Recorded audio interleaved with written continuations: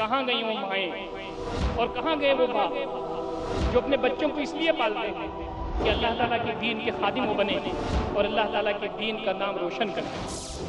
بندہ زندگی کی گہما گہمی میں ہوتا ہے لیکن اس کو سکون ہوتا ہے نماز میں، اس کو سکون ہوتا ہے اللہ رب العزت کے سامنے کھڑے ہونے میں، اس کو سکون ہوتا ہے اللہ تعالیٰ سے مناجات کرنے میں۔ بندہ جب نماز میں ہوتا ہے تو فرمایا کہ بندہ سب سے زیادہ قریب اپنے رب سے نماز کی حالت میں ہوتا ہے اور وہ بھی سجدے کی حالت میں ہوتا ہے۔ وَاسْجُدْ وَاقْتَرِبْ، سجدہ کرو اور قریب ہو جاؤ اپنے رب سے۔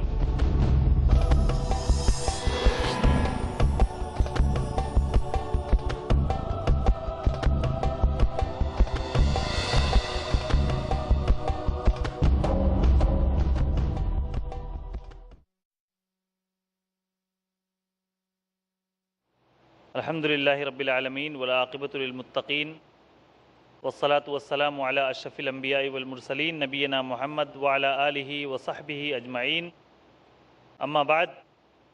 بھائیوں اور دوستوں، محترم خواتین، السلام علیکم ورحمۃ اللہ وبرکاتہ۔ اب اس نشست کے مقرر مولانا ولی اللہ سعیدی حفظہ اللہ کو دعوت دیں گے۔ سعیدی صاحب کا تعلق گہوارہ اردو ادب لکھنؤ سے ہے۔ جامعۃ الفلاح بلیریا گنج سے آپ نے فضیلت کی سند حاصل کی اور اس کے بعد علی گڑھ مسلم یونیورسٹی سے عربی ادب میں ایم اے کیا۔ جامعۃ الفلاح بلیریا گنج میں آپ بحیثیت استاذ اپنے فرائض انجام دے چکے ہیں۔ ایس آئی او جو کہ طلباء کی تنظیم ہے، اس کے آپ آل انڈیا جنرل سیکریٹری رہ چکے ہیں۔ اس وقت جماعت اسلامی ہند مشرقی یو پی کے آپ امیر ہیں۔ صحافت کے میدان میں آپ ماہنامہ حیات نو کے ایڈیٹر رہ چکے ہیں اور ایک کتاب محبت رسول اور اس کے تقاضے کے مصنف ہیں۔ ہندوستان سے باہر آپ بنگلہ دیش، سعودی عرب، کویت وغیرہ دینی پروگراموں میں شرکت کے لیے متعدد بار جا چکے ہیں۔ میں بڑے ادب کے ساتھ مولانا ولی اللہ سعیدی صاحب کو دعوت دیتا ہوں کہ آپ تشریف لائیں۔ قال يا عبدي أنا الله كلما ناديت ياه قال يا عبدي أنا الله الله الله الله الله الله الله الله۔ شیخ کا جو عنوان ہے وہ انتہائی اہم موضوع ہے۔ آپ کا موضوع سخن ہے بندگی رب اور مومن کی ذمہ داریاں۔ میں تفصیل میں نہ جاتے ہوئے شیخ سے التماس کرتا ہوں، گزارش کرتا ہوں کہ آپ اپنے موضوع پر روشنی ڈالیں۔ الحمدللہ رب العالمین والصلاة والسلام علی رسولہ الامین وعلی آلہ وصحبہ اجمعین الی یوم الدین، اما بعد۔ اعوذ باللہ من الشیطان الرجیم، بسم اللہ الرحمن الرحیم۔ قل ان صلاتی ونسکی ومحیای ومماتی للہ رب العالمین، صدق اللہ العلی العظیم۔ محترم بزرگوں، نوجوان بھائیوں، ماں اور بہنوں، اس وقت کا جو عنوان ہے وہ ایک مومن کی پوری زندگی اپنے رب کے تعلق سے کیسے گزرنی چاہیے اس کا اظہار کرتا ہے۔ یہ عنوان غیر معمولی اہمیت کا حامل ہے۔ بندگی رب مومن کی معراج ہے۔ اللہ تعالیٰ کی غلامی، اس کی بندگی بندہ اس انداز سے کر رہا ہو کہ اس کا رب اس سے خوش ہو جائے۔ عبادت غلامی کو کہتے ہیں، عبد غلام کو کہتے ہیں۔ ہمارا آقا، ہمارا مالک اللہ رب العزت ہے اور بندے مومن اپنے رب کا غلام ہوتا ہے۔ اور غلامی چند گھنٹوں کی نہیں ہوتی، صبح کی نہیں ہوتی، شام کی نہیں ہوتی، بلکہ غلامی 24 گھنٹے کی ہوتی ہے۔ قرآن مجید میں اور نبی اکرم صلی اللہ علیہ وسلم کی احادیث میں اللہ تعالیٰ کی بندگی کا جو طریقہ بتایا گیا ہے، اس کا کانسیپٹ یہ ہے، اس کا تصور یہ ہے کہ بندہ کہیں بھی ہو، اللہ رب العزت کی نظروں میں ہے اور اسے اللہ تعالیٰ کے احکامات کی پیروی کرنی چاہیے، وہ جلوت میں ہو، خلوت میں ہو، تنہائی میں ہو، مجلس میں ہو، گھر میں ہو، برسر بازار ہو، اللہ رب العزت کی نظریں اسے دیکھ رہی ہیں اور اس سے ہر مقام اور ہر جگہ کے لیے تقاضا ہے کچھ، جس پر عمل کرنا بندے کی ذمہ داری ہے۔ اسی لیے بندے مومن یہ کہتا ہے اپنی زبان سے اور اپنی زندگی سے اس کا ثبوت دیتا ہے کہ قل ان صلاتی و نسکی و محیای و مماتی للہ رب العالمین، کہہ دیجئے کہ میری نماز، میری بدنی عبادتیں، میرا مرنا اور جینا سب میرے رب کے لیے۔ اور یہ بات بھی سمجھ میں آتی ہے کہ اللہ رب العزت نے اس دنیا میں بھیج کر یہی چاہا ہے کہ بندہ میرا غلام بن جائے اور میری عبادت بجا لائے۔ وما خلقت الجن والانس الا لیعبدون، میں نے جن اور انس کو اس لیے پیدا کیا ہے کہ وہ میری عبادت کریں، میری بندگی کریں، میری غلامی کریں۔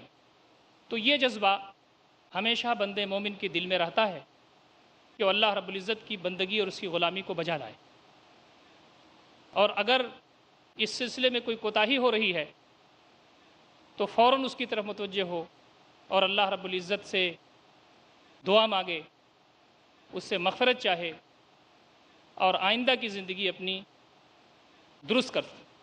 قرآن مجید میں اللہ تعالیٰ کی بندگی کے سلسلے میں جو آیات آئی ہیں وہ بہت ہی صاف اور واضح ہیں۔ ایک جگہ فرمایا گیا یا ایھا الناس اعبدوا ربکم الذی خلقکم والذین من قبلکم لعلکم تتقون، اے لوگو تم میری بندگی کرو، اپنے اس رب کی بندگی کرو جس نے تم کو پیدا کیا اور تم سے پہلے کے لوگوں کو بھی پیدا کیا، تاکہ تمہارے اندر اللہ کا تقوی پیدا ہو سکے۔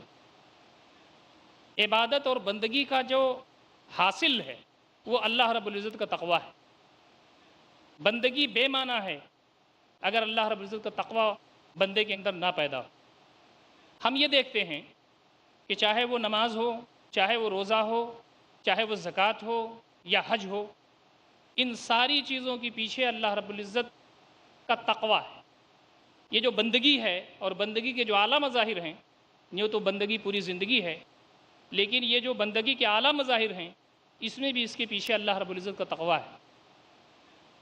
اللہ کا ذکر یہ سب سے بڑی چیز، وَلَذِكْرُ اللَّهِ اکبر، اللہ کا ذکر سب سے بڑی چیز ہے، اور اللہ رب العزت کا ذکر یہ بھی عبادت کی ایک شکل ہے۔ جہاں اللہ رب العزت کا ذکر مختلف چیزوں سے پیدا ہوتا ہے، وہاں کہا کہ سب سے بہتر چیز اللہ تعالیٰ کی یاد اور اس کے ذکر کو پیدا کرنے کی وہ نماز ہے۔ اور اللہ رب العزت کا ذکر یہ بھی ہے کہ بندہ زمین و آسمان کی تخلیق پر غور کرے اور ریسرچ کرے اور اس نتیجے میں پہنچ جائے کہ بار الہ تو نے اس کو بیکار نہیں پیدا کیا، ہمیں جہنم کے عذاب سے بچانا۔ الذین یذکرون اللہ قیاما وقعودا وعلی جنوبہم ویتفکرون فی خلق السماوات والارض ربنا ما خلقت ھذا باطلا سبحانک فقنا عذاب النار، جو کھڑے ہو کر کے بھی اللہ کو یاد کرتے ہیں، بیٹھ کر کے بھی اللہ کو یاد کرتے ہیں، پہلو کے بل لیٹ کر کے بھی اللہ کو یاد کرتے ہیں، اور زمین و آسمان کی تخلیق پر، اس کی پنہائیوں پر غور کرتے ہیں، اس پر ریسرچ کرتے ہیں، اور وہ پکار اٹھتے ہیں بار الہ تو نے اس کو بیکار نہیں پیدا کیا ہے، بس ہمیں جہنم کے عذاب سے بچا۔ تو یہ جو وائڈ کانسیپٹ ہے عبادت کا، یہ غیر معمولی ہے۔ مسجد میں نماز پڑھنا بھی عبادت ہے، روزہ رکھنا، زکوٰۃ دینا، حج کرنا بھی عبادت ہے، بیوی بچوں کے لیے سودا سلف لانا، ان کی روزی روٹی کا انتظام کرنا اسلام کے دائرے میں وہ بھی عبادت ہے، اور پوری زندگی اس کی عبادت میں داخل ہو جاتی ہے اگر وہ اپنے رب کی مرضی کے مطابق گزار رہا ہو، چاہے وہ گھر میں ہو، چاہے وہ بازار میں ہو، کھیت اور کھلیان میں ہو، ایجوکیشنل سینٹرز میں ہو، کہیں بھی ہو، وہ رب اس کو دیکھ رہا ہے اور اس کی ساری سرگرمیوں سے واقف۔ دوستوں اور ساتھیوں، بندگی رب میں مومن ہمیشہ اس فکر میں رہتا ہے کہ اس کا رب اس سے خوش ہو جائے اور اس کی جنت اسے مل جائے۔ سب سے پہلی چیز جو اس سلسلے میں قابل غور ہے اور ہم تمام کے لیے بھی ضروری ہے کہ اس پر ہم نظر رکھیں، وہ ہے ایمان۔ بغیر ایمان کے دل کی رگوں کی گہرائیوں میں ایسا ایمان کہ جو اچھے اعمال کی طرف لے جائے، جو بندے کو قربانی کے لیے آمادہ کر سکے، جو مومن کو اللہ تعالیٰ کے جو احکامات ہیں اس کے لیے تیار کر سکے، ایسا ایمان مطلوب ہے۔ اور اس ایمان کے سلسلے میں ہم یہ جانتے ہیں، بڑی تفصیلات ہیں کہ ایمان کی اصل جگہ دل ہے۔ زبان سے تو اقرار ہوتا ہے وہ، لیکن اصل جگہ وہ دل ہے۔ دل کی رگوں کی گہرائیوں میں اللہ تعالیٰ کا خوف، اس کی محبت، اس کی خشیت ہونی چاہیے۔ ایمان کیا ہے؟ جب ایمان دل میں بیٹھتا ہے تو بندے کے اندر جرأت، ہمت، بہادری پیدا ہوتی ہے۔ میں صرف ریفرنس کے لیے موسیٰ علیہ السلام کے دور میں جو جادوگروں سے ان کا مقابلہ ہوا تھا، اس واقعے کی طرف آپ کی توجہ مبذول کرانا چاہتا ہوں۔ جب فرعون نے بلایا تھا کہ ایک جادوگر آیا ہے اس کا مقابلہ کرنے کے لیے، جو ٹاپ موسٹ اچھے ماہر جادوگر ہیں ان کو بلایا جائے، اور وہ جادوگر لائے گئے۔ جادوگروں نے آتے ہی یہ کہا تھا کہ اگر ہم غالب ہو جائیں گے ہمیں ملے گا کیا؟ تو ان کو یہ بتایا گیا، فرعون نے ان سے یہ کہا کہ تم کو دنیا کی دولت ملے گی اور تم مقربین میں بنا لیے جاؤ گے۔ ہمارے پاس جو کلوز لوگوں کی اپنا جو فرینڈ شپ ہے، یا ہمارے جو مقربین لوگ ہیں ان میں تم ہو جاؤ گے، تمہارے لیے کوئی پردہ نہیں ہوگا، تمہارے لیے اجازت نہیں مانگنی پڑے گی۔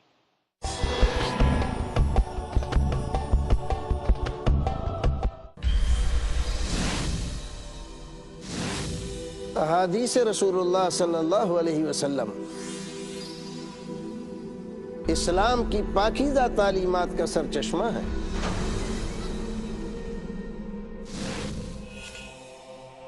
دشمنان اسلام کا ایک گروہ اس پاکیزہ چشمے کو گدلا کرنا چاہتا ہے۔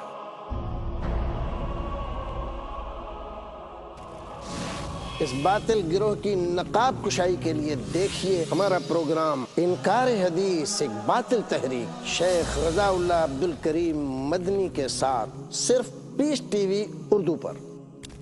اللهم صل على محمد اللهم بارك على محمد۔ جانیے کیا ہوگا ان کا انجام جو کر رہے ہیں قرآن و حدیث کے معاملات میں اپنی ذاتی رائے کو شریک۔ انکار حدیث ایک باطل تحریک، ہر بدھ رات 8:30 بجے اور دوبارہ دوپہر 12:30 بجے انڈیا میں پیس ٹی وی اردو پر۔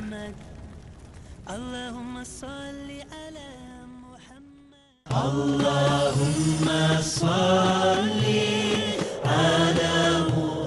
احادیث نبوی صلی اللہ علیہ وسلم۔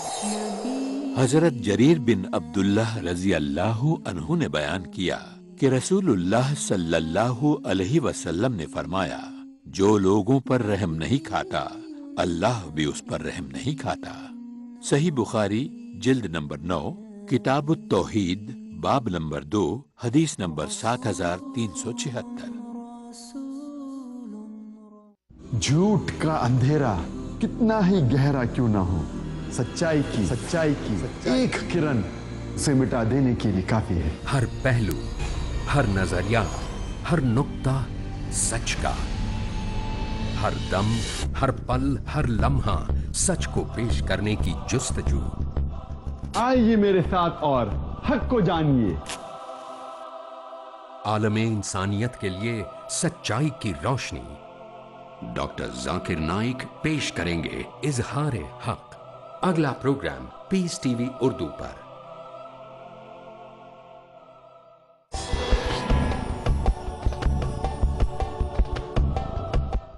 جب موسیٰ علیہ السلام سے جادوگروں کا مقابلہ ہوا، اور جب انہوں نے اپنے رسیاں وغیرہ پھینکی جو سانپ بن گئی، تو پھر اللہ تعالیٰ نے حکم کیا حضرت موسیٰ علیہ السلام کو کہ اپنی لٹھیاں ڈال دو، تلقف ما صنعوا، جو کچھ انہوں نے کیا ہے سب کو نگل جائے گا وہ۔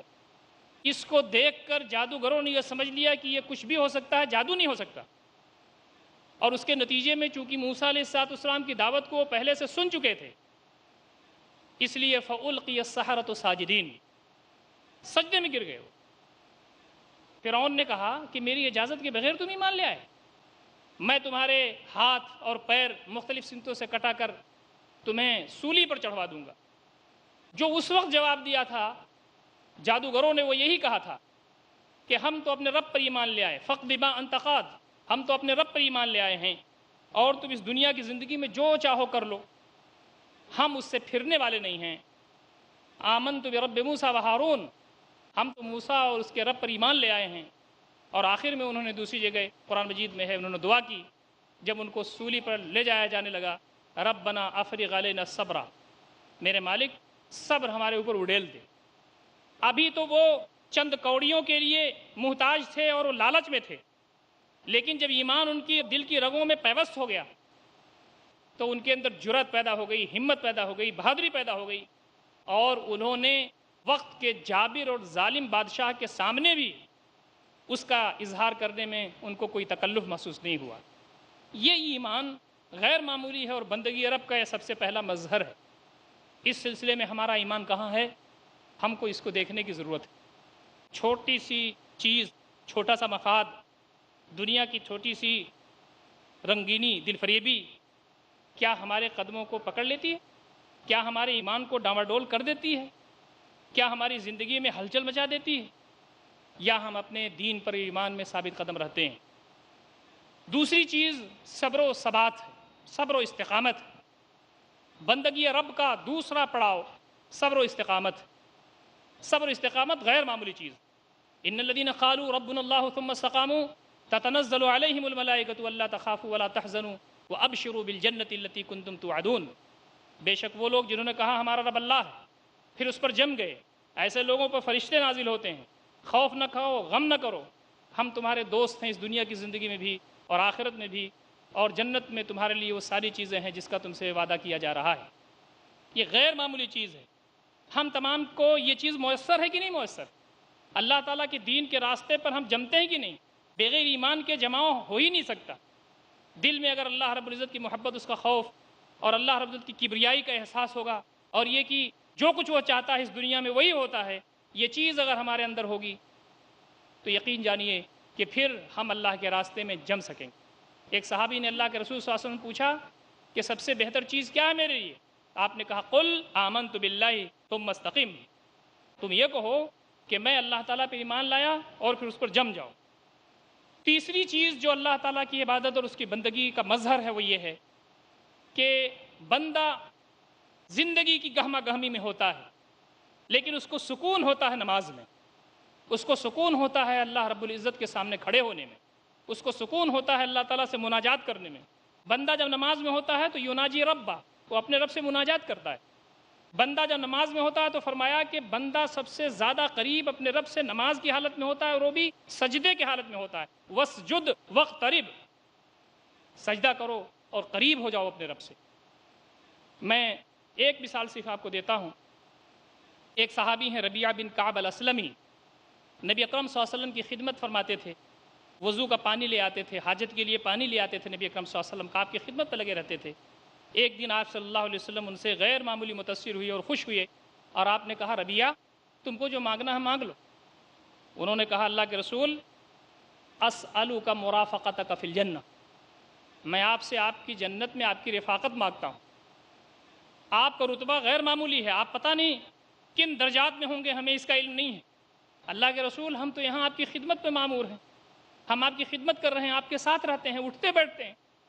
میری یہ دلی تمنا ہے کہ میں جنت میں جب جاؤں تو آپ کے ساتھ رہوں۔ میں پتہ نہیں کہاں رہوں گا، کس درجے میں رہوں، آپ کی رفاقت ملے یا نہ ملے۔ نبی اکرم صلی اللہ علیہ وسلم نے فرمایا او غیر ذالک، اس کے علاوہ کوئی اور چیز مانگنا ہو مانگو۔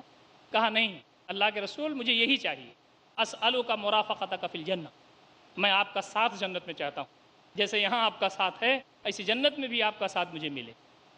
نبی محترم صلی اللہ علیہ وسلم نے جو فرمایا وہ سننے کی چیز ہے۔ آپ نے فرمایا قال فاعنی علی نفسک بکثرۃ السجود، تو اس سلسلے میں تم میری مدد کرو زیادہ سے زیادہ سجدہ کر کے، زیادہ سے زیادہ نماز پڑھ کے، زیادہ سے زیادہ اپنے رب سے قریب ہو کر کے۔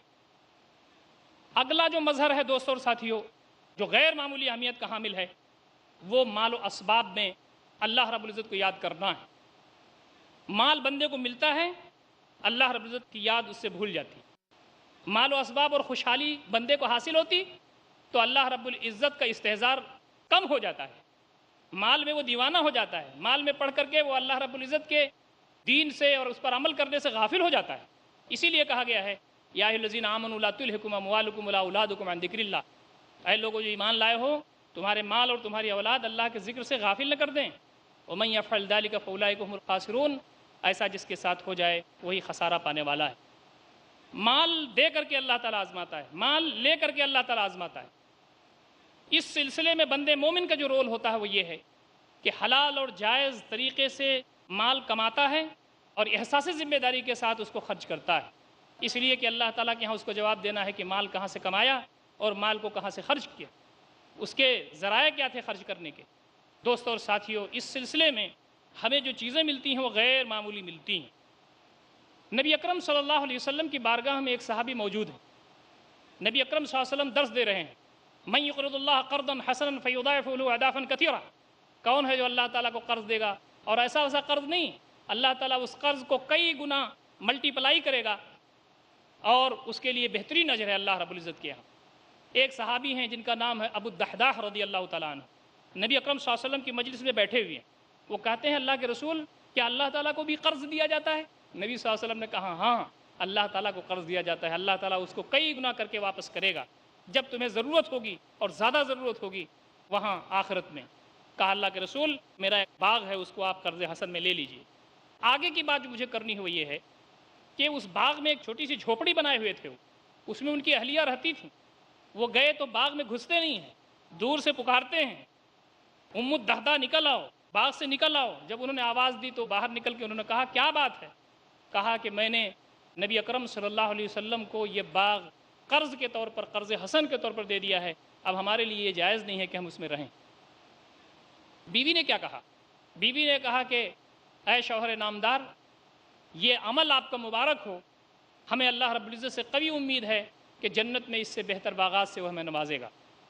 شوہر اور بیوی دونوں میں ہم آہنگی ہے، دونوں مال کے سلسلے میں اس لیے سنجیدہ ہیں کہ نبی اکرم صلی اللہ علیہ وسلم نے ان کی تربیت اس انداز سے کی ہے کہ مال آنی جانی چیز ہے، اصل چیز تو بندگی رب ہے، ہماری حرکتوں سے، ہماری کوششوں سے اللہ رب العزت خوش ہو جائے۔